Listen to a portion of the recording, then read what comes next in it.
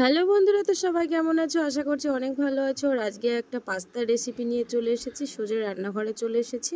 সবসময় তো তোমাদের মাছ মারার ব্লগ দেখাই, তো আজকে দেখাবো কিভাবে পাস্তা তৈরি করছি। এই পাস্তা কিন্তু অনেক রকম ভাবে বানানো যায়, আর আমি খুব সহজে ঘরোয়া পদ্ধতিতে কিভাবে পাস্তা তৈরি করছি চলো দেখতে থাকো। প্রথমে যেটা করছি দেখো, পাস্তাটাকে আগে গরম জলের মধ্যে দিয়ে সিদ্ধ করে নিচ্ছি। আর তারপর এদিকে কি নিয়েছি দেখো, দুটো আলু কেটে নিয়েছি, দুটো কাঁচা লঙ্কা নিয়েছি, দুটো বড় বড় সাইজের পেঁয়াজ কেটে নিয়েছি, আর এখানে দেখো জিরে আর আদা রসুনের পেস্ট করে নিয়েছি, আর নিয়েছি দেশি মুরগির ডিম। আর পাস্তা খেতে গেলে যেটা লাগে সসটা না হলে তো পাস্তা একদম পারফেক্ট হয় না আমার পক্ষে। এদিকে দেখো বকবক করতে করতে আমার এদিকে পাস্তাটা খুব সুন্দরভাবে কিন্তু সিদ্ধ হয়ে গেছে। বাড়িতে কম বেশি করে এটা ওটা বানানো হয়, কিন্তু কোনো রেসিপি তোমাদেরকে দেওয়া হয় না। আজকে ভাবলাম যে একটা রেসিপি তোমাদেরকে দিই। পাস্তাটাকে জল ঝরাতে দিয়েছি, আর এখানে কড়াই আবার উনানের উপর চাপিয়ে দিয়েছি, দিয়ে কড়াইতে দিয়ে দিলাম তেল। আর যে দেশি মুরগির দুটো ডিম ছিল, সেই ডিম দুটোকে আমি খুব ভালোভাবে ভুজিয়া করে নেব।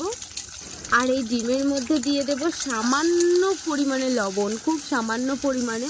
আর পাস্তা তৈরি করতে গেলে কিন্তু আর লবণটা কিন্তু পারফেক্ট দিতে হবে। আর হ্যাঁ, পাস্তা কার কার ভালো লাগে সেটা কিন্তু অবশ্যই কমেন্ট করবে, আর আমার কিন্তু অনেক ভালো লাগে। এদিকে ডিমের ভুজিয়াটা হয়ে গেল। ডিমের ভুজিয়াটা নামানোর পরে তো কড়াইয়ের মধ্যে দিয়ে দিলাম পেঁয়াজ কুচি আর কাঁচা লঙ্কা। আর আজকে এই রেসিপিটা কে কোথা থেকে দেখছো অবশ্যই কিন্তু কমেন্ট বক্সে কমেন্ট করবে, তোমাদের জায়গার নামটা কিন্তু অবশ্যই বলবে। তোমরা হয়তো ভাবছো শুকনো কড়াইয়ের মধ্যে কাঁচা লঙ্কা পেঁয়াজ কেন দিয়ে দিল, তো তেল দিয়ে দিয়েছিলাম, কিন্তু বাপির একটা কথা শুনতে গিয়ে দেখো আমার পেঁয়াজ কুচি আর লঙ্কাটা কীরকম পুড়ে পুড়ে গেল।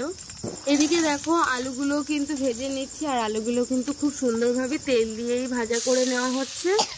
দিয়েছি পরিমাণ মতো লবণ আর পরিমাণ মতো হলুদের গুঁড়ো। বিকাল শেষ হতে না হতেই সন্ধ্যা থেকে কিন্তু ঝড় শুরু হয়েছে, আর ঝড় বৃষ্টি হলে বাড়িতে বসে কিছু না কিছু খেতে কিন্তু খুব ভালো লাগে। এদিকে যে পাস্তাটাকে জল ঝরাতে দিয়েছিলাম খুব সুন্দর কিন্তু ঝরঝরে হয়ে গেছে। দেখো যে আলুটা ভেজেছি সেই আলুর মধ্যে কিন্তু ঝরঝরে পাস্তাগুলো আমি দিয়ে দেব। পাস্তাটা বানানোর সময় বাপি আমার অনেকবার করেই বলছিল যে মা তুমি কিন্তু পাস্তা বানাতে পারছো না, তুমি আমাকে দাও, আমি বানিয়ে দিচ্ছি। আমি ওকে একটাই কথা বলছিলাম, তো এখন আমি করতে পারছি যখন আমি করি, যখন আমি করতে পারবো না তখন আমি তোমাকে দিয়েই সব কাজ করাবো। আর এমনিতেই ও সবসময় বলে যে মা আমি রান্না শিখবো। তাই আমি ভাবি আমার ছেলেকে দিয়ে সব কাজই শেখাবো, যাতে করে বড় হয়ে কোনো ওর অসুবিধা না হতে পারে। এদিকে পেঁয়াজ কুচিও দিয়ে দিলাম, আর সাথে করে যে আদা রসুনের যে পেস্ট করা ছিল সেটাও কিন্তু দিয়ে দিলাম। অনেকে আবার পাস্তা বানায় আদা রসুনের কোনো পেস্টই দেয় না, তো আদা রসুনের পেস্ট দিলে কি হয় জানো তো, একটু খেতে ভালো লাগে, মুখে একটু টেস্টি মনে হয়। আর পাস্তায় অনেকে ঝাল টান খায়, আমারও ঝাল টান খেতে খুব ভালো লাগে, কিন্তু আমার বাপি যেহেতু ঝাল খুব একটা পছন্দ করবে না আর ও ঝাল খেতেও পারবে না, সেই কারণে পাস্তাতে বেশি সেরকম একটা ঝাল দেওয়া হয়নি, দুটো কাঁচা লঙ্কাই দিয়েছি। সব কিছু দেওয়ার পরে দেখো উনানের উপরে রেখে অনেকক্ষণ কিন্তু নাড়াচাড়া করতে হচ্ছে। এত পরিমাণে ঝড় বৃষ্টি শুরু হয়েছে তবুও কিন্তু গরমটা মোটেও কাটছে না, আমার মুখ দেখে তোমরা অলরেডি বুঝে গেছো। তো তারপরে দেখো আমার ফাইনালি পাস্তা রান্না করাটা একদম রেডি হয়ে গেছে। ঝড় বৃষ্টির রাতে কিছু না কিছু খাওয়া কার ভালো লাগে বলো, আমার তো বেশ ভালো লাগে।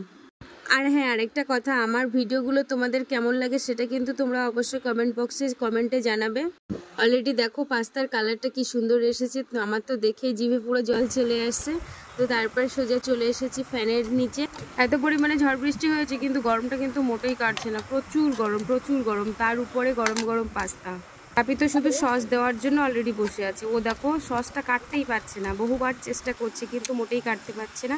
তো শেষমেশ আমি সসটা কেটে দিলাম। তো তারপরে দেখো সস দেওয়ার পরে ফাইনালি লুকটা দেখো কি সুন্দর লাগছে, ও সেই স্বাদ।